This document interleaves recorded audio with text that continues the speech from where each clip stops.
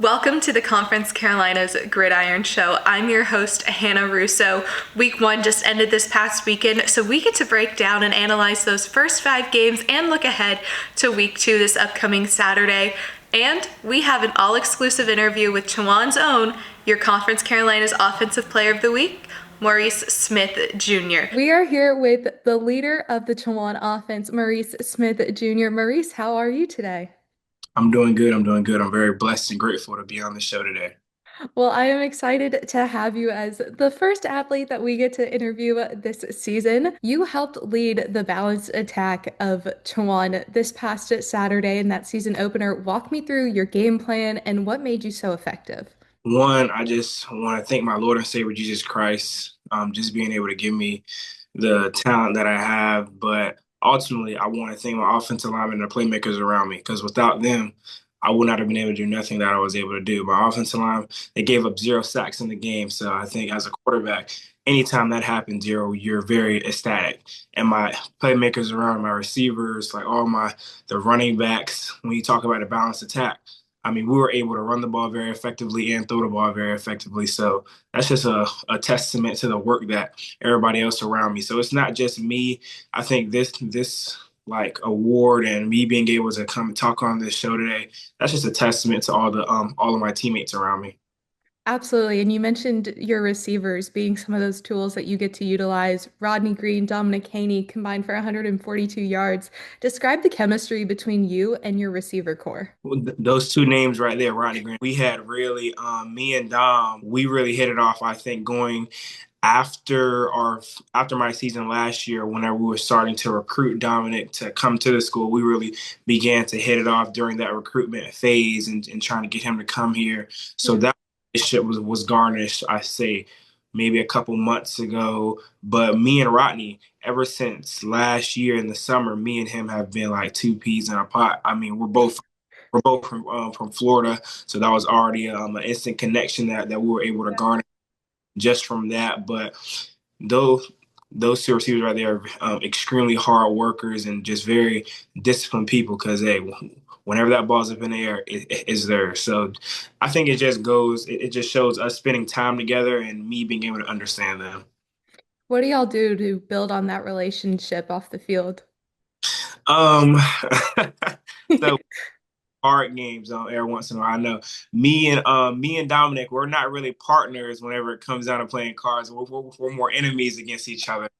But we was gonna love to play spades. That's the easy way for me and my teammates. Just like Malik Frazier, another one of my big time receivers. But being able to play spades with him because he's usually one of my partners or the people I'm playing against. But that's a big way for us to really have a great relationship. So we come over, we watch either football games together, or we just talk about life and just sit down and play spades, do Bible studies together, and things like that. Quite the receiver yourself, catching a touchdown for a trick play.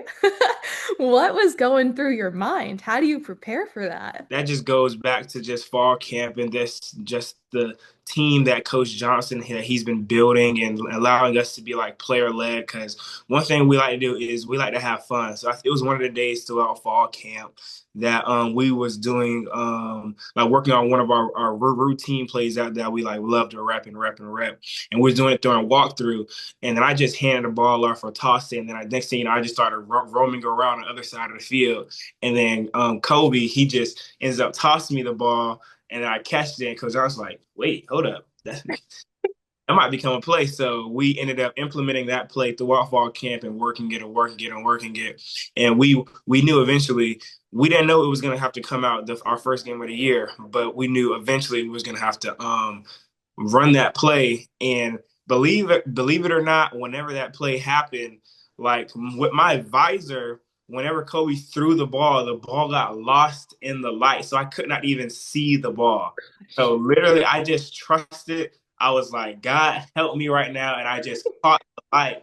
Thank God I caught the light. And then I was able to score a touchdown.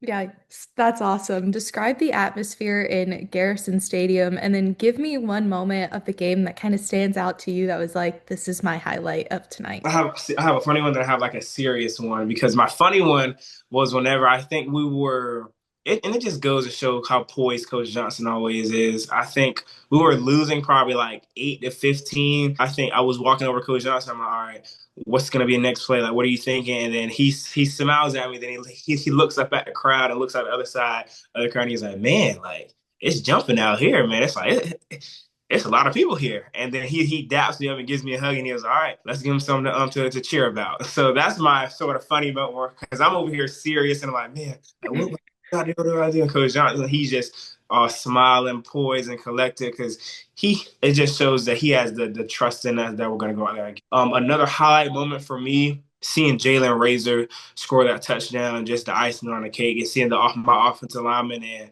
my H-back Gooch, seeing him get in there and just get physical. Like, to that last drive of the game, that was just pure physicality, because we were just running the ball. And when I say the offensive lineman stepped up and the running back, Jalen Razor, again, him stepping up and running the ball hard, it was just awesome to see. Thank you so much for taking the time to come on today and kind of just dive into week 1. And what a great conversation that was with Maurice Smith Jr., the leader of Chowan's balanced attack from the game against Elizabeth City State to open their Conference Carolinas season. With 426 total yards of offense, Maurice put up 287 on his own, 22 of 33 passes completed with 2 touchdowns, 1 through the air and 1 in which he was the receiver with a trick play with Jacoby Lane.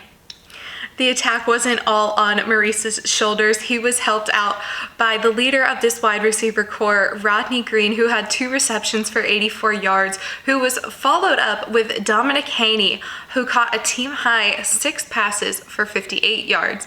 Turning it over to the defensive side of the ball, you had 4 defensive backs that were able to hold Elizabeth City State scoreless in the second half, with Justin Taylor, who led with 6 total tackles, Jaden Leonard and Daryl Harris, who each tallied 5 tackles, and Isaiah Fulton, who followed along with 4 tackles, 1 for a loss, an interception with a 17-yard return. This dynamic Chowan team welcomes West Alabama to Murfreesboro this Saturday, as they are looking to continue to build on that balanced attack that they created in week 1. Checking in on Barton, they were able to avoid the shutout in their season opener, falling 35-7 to Virginia State. Sophomore running back Jackson Parrish recorded an 8-yard reception for a touchdown late in the 4th quarter, and senior linebacker Ja'Cory Bible led all tacklers with 13 takedowns. Your Bulldogs will head to West Virginia State this upcoming Saturday.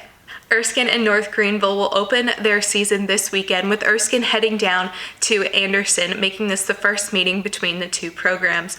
North Greenville will face a familiar foe down in Mississippi with Delta State, part of the Conference Carolinas and Gulf South collaboration. Last year, the 2 faced off in a 4-overtime thriller, with North Greenville emerging victorious on their home field, 47-45. Can Nate Garner's squad establish their dominance early this season? The Brotherhood of Black Panthers at Ferrum fell to Catawba 45-13. They were held scoreless until the 3rd quarter, when senior offensive lineman Trey Ryder fell on a loose ball in the end zone for a touchdown. Quarterback Eli Fouts went 12 for 19 with 108 yards and 11 rush attempts for 50 yards. And your defensive player to watch from Ferrum from last week, senior safety Ian Ashworth, recorded a total of 9 tackles. Your Black Panthers will be on the road at VMI this Saturday. And heading down to Georgia with your Shorter Hawks, they fell to Anderson at 34-7, led by graduate quarterback Michael Rich Jr., who was able to convert on multiple 3rd downs early on. He was accompanied by sophomore tight end Cole McCraney, who he connected with for an 8-yard touchdown. The Hawks defense held the Trojans to only 1 successful offensive drive heading into the locker room in the final 28 seconds of that 2nd quarter to tie it up 7-all. The Trojans came into the second half, making it difficult for the Hawks to contain them, but freshman defensive end Mikey Matos was a nuisance as he recorded 4 tackles and a sack and forced a fumble. Your Hawks are on the road this Saturday at Savannah State. And we had a tight game over at UNC Pembroke as they took on Wingate for an early test right out of the gates. Following a late fourth quarter rally, the Braves fell 30-21. Sophomore quarterback Trey Robinson finished 11 of 19 for 162 yards with 2 touchdowns, 1 on the air and 1 in the ground. Robinson had some help in his wide receiver room with Malik Brown, who recorded 4 receptions for 93 yards and 1 touchdown. And on the defensive side of the ball, you have senior linebacker Evan Van Meter, who led the team with 9 tackles. He was followed by Jaden Nesbitt, who recorded a total of 10 tackles, 2 for a loss. Your Braves host Fayetteville State in their home opener this Saturday. After a strong Week 1, competition is only guaranteed to ramp up from here as all 7 teams take the Gridiron this Saturday. Check back in with us next Wednesday as we break down all 7 games from Week 2 in Conference Carolinas football.